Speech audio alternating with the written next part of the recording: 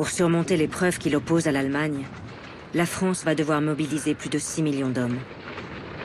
Mais elle peut désormais compter sur ses colonies, conquises depuis 1830.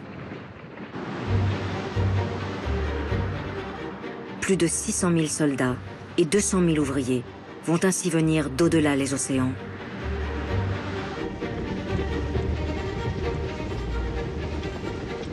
Sur les plages de la Somme, comme sur les routes de Champagne, vont déferler l'impressionnante cavalerie des spahis algériens. Les tirailleurs sénégalais, les tirailleurs venus d'Algérie et du Maroc, ceux arrivés de l'île de Madagascar, ceux venus de la lointaine Indochine, comme les soldats kanaks et papous, débarqués des îles de l'océan Pacifique.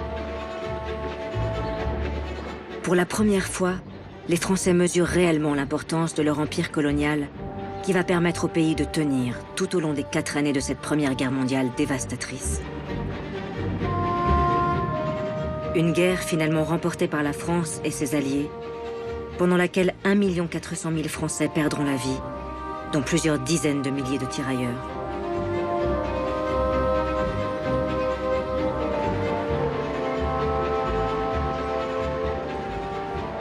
Et quand les soldats des colonies défilent sur les Champs-Élysées pour fêter la victoire, la France, renaissant de ses cendres, compte plus que jamais renforcer son empire.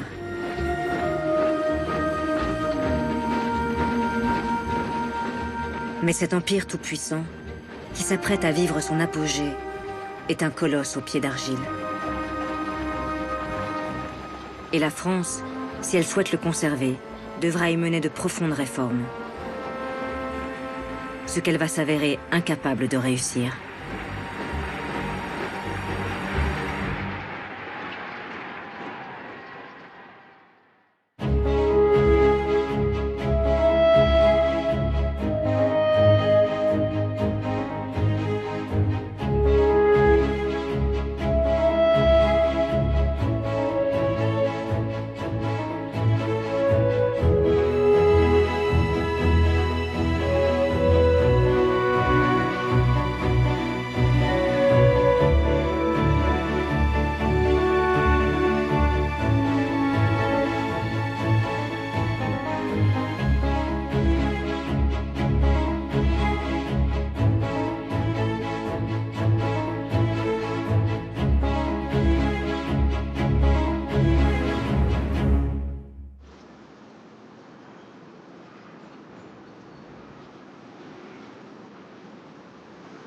En 1918, à l'issue de la Première Guerre mondiale, 80 000 soldats venus des colonies ne rentreront jamais, tués dans les tranchées ou disparus dans le fracas des obus.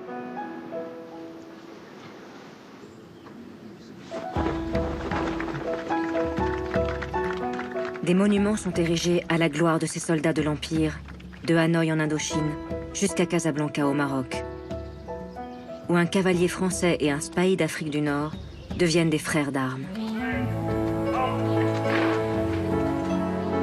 Et aux survivants, la patrie reconnaissante. Alors l'état-major multiplie les remises de décorations à ses soldats émérites. Ceux que l'on moquait comme des sauvages ont payé par leur sang le prix du respect, à défaut de celui de l'égalité.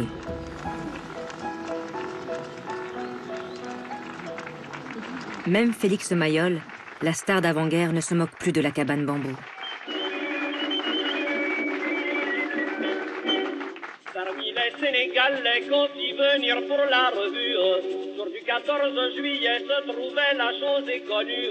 Un grand gaillard à la peau noire, ondant comme l'ivoire. Je vais vous conter son histoire dans cette chanson. Il raconte désormais l'histoire d'un tirailleur à la peau noire comme l'ébène, qui séduit par sa beauté. En se promenant un matin au coin de la rue du 4 septembre, il connut un petit trottin aux cheveux dorés comme l'ambre. Ils s'aimèrent toute une semaine, mais le turco pas de veine, reparti pour la terre africaine. Ce fut déchirant, et la blonde enfant disait en pleurant, il s'appelait Boutou Badabou. Un homme de couleur, Et c'est une révolution pour l'époque qui fait tourner les têtes des femmes françaises. Toutes les femmes sont folles de lui. Et ce qui me désole, c'est qu'aujourd'hui, celles de tambour, tout doivent faire jouer avec le double d'amour.